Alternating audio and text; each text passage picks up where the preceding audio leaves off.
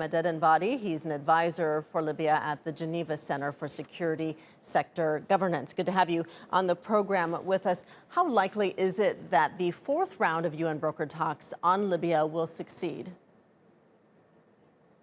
Unfortunately, I think that already we're seeing signs that the talks are collapsing. At this stage, what we're looking at essentially is which kind of framework for the talks will collapse first, whether it's the security track headed by kind of a joint military committee formed by the conflicting parties, or the Libyan Political Dialogue Forum in Tunis, where 75 kind of Libyan political representatives are discussing the political track in the upcoming 18 months, culminating hopefully in elections, or the economic track that is really focusing on decentralization, revenue distribution. Unfortunately, there are almost too many spoilers at this stage, and domestic and international ones, and we're really struggling to basically extinguish fires that are erupting because of that.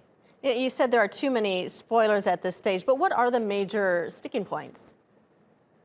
I think with regards to this, if we're speaking about the security track in particular, which is the most precarious one, it's really that none of the states that were intervening in the conflict and that agreed not to intervene moving forward in Berlin earlier this year have stopped. We're still seeing military transfer military equipment by foreign countries, particularly to Haftar. We're also seeing transfer of military equipment on Turkey's behalf to the UN-backed government. And we're still seeing that Russia is significantly entrenching its footprint in central Libya, which directly contradicts what the kind of security talks are entirely about. On the other hand, from the political perspective, the Libyan Political Dialogue Forum is also being kind of wrestled over who is going to be heading the executive authorities in the interim period ahead of elections. Some narrow factions are trying to go for a power sharing blueprint, but these known spoilers have proven that they don't intend really to power share, and most importantly, they clearly will not abide by the kind of decision or plan to have elections in 18 months. Well, what steps would you like to see the international community take to resolve this issue? I think personally, where I see the linchpin or where I see the kind of core of peace being centered around is really at the security sector level. Because what has often happened in Libya is that you get a kind of political deal brokered between Libyan elites, largely disconnected from their constituencies. And retroactively speaking, that deal is either kind of backed out on by the political parties themselves, but more often than not, it's really the security actors and the real influencers on the ground that actually maneuver around it in a way and make that deal irrelevant or make it collapse. So if they don't invest in security sector reform at this stage and a holistic programming that includes interim security arrangements after the ceasefire, adequately monitoring actually the ceasefire, enforcing the arms embargo neutrally and appropriately, and then having some form of disarmament, disengagement, and reintegration plan, as well as a holistic security sector reform plan, I expect that at some point the talks are bound to collapse, unfortunately.